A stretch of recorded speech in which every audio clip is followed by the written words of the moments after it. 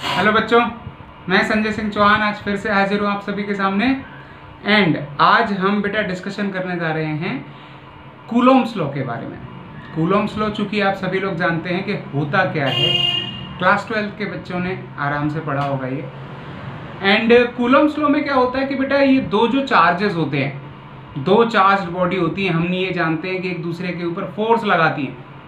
किस तरह का फोर्स लगाती है? It can either be attractive और भी रिपल्सिव।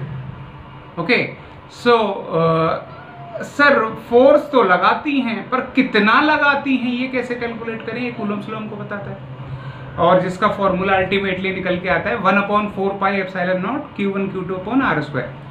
ये तो सब आपको डेरिवेशंस में बुक्स में मिल जाएगा सब चीज़।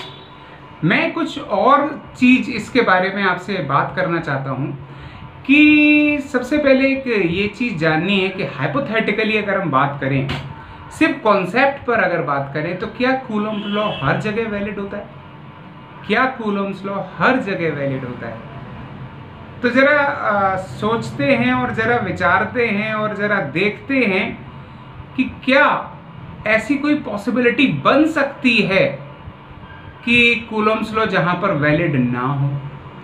तो आइए इस वीडियो के माध्यम से जानते हैं, चलते हैं अपने बोर्ड की तरफ, देखते हैं।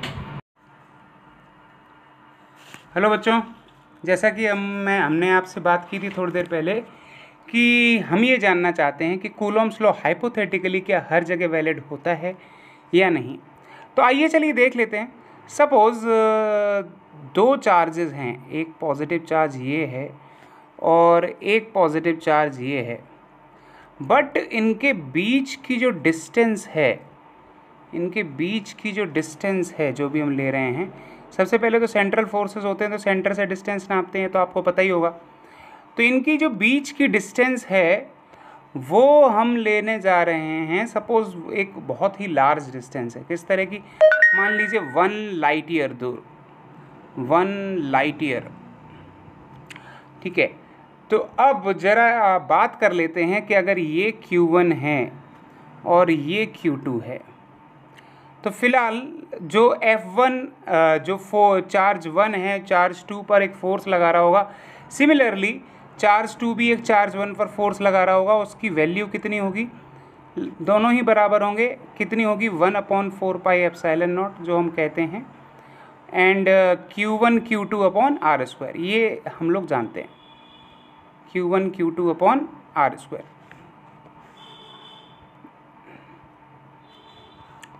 चलिए भैया, तो अब क्या करें सर जी? अब कहना क्या चाहते हैं अब? तो कहना देखिए ये चाहते हैं बेटा कि सपोज़ कि अगर ये चार्ज थोड़ी सी डिस्टेंस यहाँ पर चल जाए, थोड़ी सी डिस्टेंस, मान लीजिए कुछ मीटर हो सकती है, ठीक है। सपोज़ ये चार्ज इस जगह आके बैठ गया भैया, इस जगह आके बैठ गया। तो अब ज़रा एक बात बताइए कि इन दोनों फोर्सेस, इन दोनों चार्जेस पर लगने वाले फोर्स के बारे में ज़रा डिस्कशन कर लेते हैं। इन दोनों चार्जेस पर लगने वाले फोर्स के बारे में डिस्कशन कर लेते हैं ज़रा। अब ज़रा ये जो इस पर फोर्स लगा रहा है, ध्यान रखना, ये जो इस पर फोर्स लगा रहा है, ये जो चार्ज है जो इस पर फोर्स लगा रहा है, इस चार्ज पर जो फोर्स लगा रहा है, उस फोर्स की बात कीजिए। ध्यान करिए, ये चार्ज खिसक आया है, ये चार्ज जो इस पर खिसक आया है, और ये जो डिस्टेंस है 1 लाइट ईयर दूर है। और हमारी फिजिक्स क्या कहती है भैया? फिजिक्स ये कहती है कि किसी भी इंफॉर्मेशन को पास होने में लाइट की स्पीड से ज़्यादा तेज़ी से, लाइट की स्पीड से ज़्यादा तेज़ी से ट्रेवल नहीं कर सकती, ये हम जानते हैं। अच्छा जी, तो यानी ये जो अगर यहाँ खिसक के आया है, ये इस पर पहले से कुछ फोर्स लगा रहा था, अब ये खिसक आया, तब ज़रा सोचो कि ये इन्फॉर्मेशन इस चार्ज तक कब पहुँचेगी? तो फिज़िक्स के हिसाब से 1 लाइट ईयर दूर है, तो 1 साल तक इसकी इन्फॉर्मेशन यहाँ पहुँचनी नहीं चाहिए। तो फिर से इसके ऊपर फोर्स ऑन 1 की अगर बात करें, तो ये कितना रहेगा? अगेन 1/4πε0, कितना? ये Q1 Q2/r² जो था आपका, वही रहेगा। कितने समय तक? 1 लाइट ईयर, क्योंकि ये जो इन्फॉर्मेशन है कि ये जो खिसक आया है ये इन्फॉर्मेशन इस चार्ज पर पहुंचेगी 1 साल के बाद, है ना, क्योंकि यही फिजिक्स कहती है, यही हमारी लॉज कहते हैं। लेकिन अगर मान लीजिए ये x डिस्टेंस यहाँ पर खिसका है, x डिस्टेंस यहाँ पर खिसका है, इसके ऊपर ज़रा बात कर लेते हैं, इस चार्ज के ऊपर। अब ये चार्ज तो खिसक आया है, इसकी जो भी इंफॉर्मेशन, जो भी फील्ड लाइंस हम जो कहते हैं, और बहुत सारे पॉइंट्स होते हैं, हम इलेक्ट्रिक फील्ड के बारे में ही वैसे कंसीडर करते हैं, करना चाहिए भी, लेकिन चलिए हम चूंकि फोर्स के बारे में बात कर रहे हैं, कूलम्स लॉ के बारे में बात कर रहे हैं यहाँ पर, तो फोर्स के हिसाब से अगर बात करें तो ये तो अगर यहाँ पर खिसक आया है तो फोर्स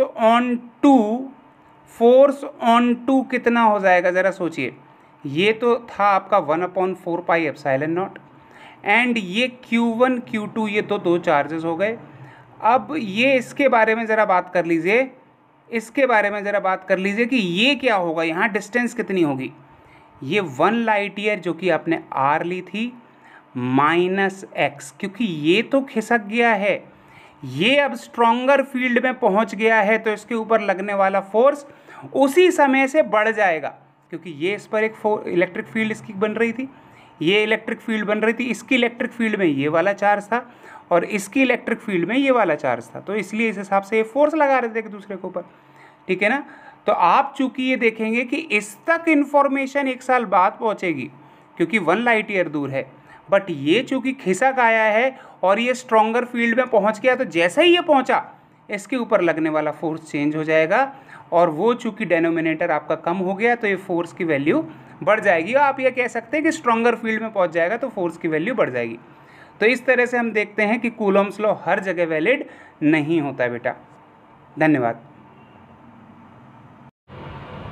तो बच्चों आप लोगों ने देखा कि जैसे कि अब ये चीज़ तो कहना कि सर ये तो प्रैक्टिकली तो पॉसिबल नहीं है, हाँ ठीक है मान सकते हैं, बट हाइपोथेटिकली हम कॉन्सेप्ट्स के ऊपर बात कर रहे हैं, ठीक है ना। तो आपने देखा कि कूलम्स लॉ एक आध जगह जो लार्ज डिस्टेंसेस वाली बात हो जाती है जहाँ पर, वहाँ पर कूलम्स लॉ फेल भी हो जाता है, ठीक है। तो इसी तरह के मज़ेदार नए नए वीडियोस देखने के लिए देखते रहिए हमारा चैनल। नमस्कार।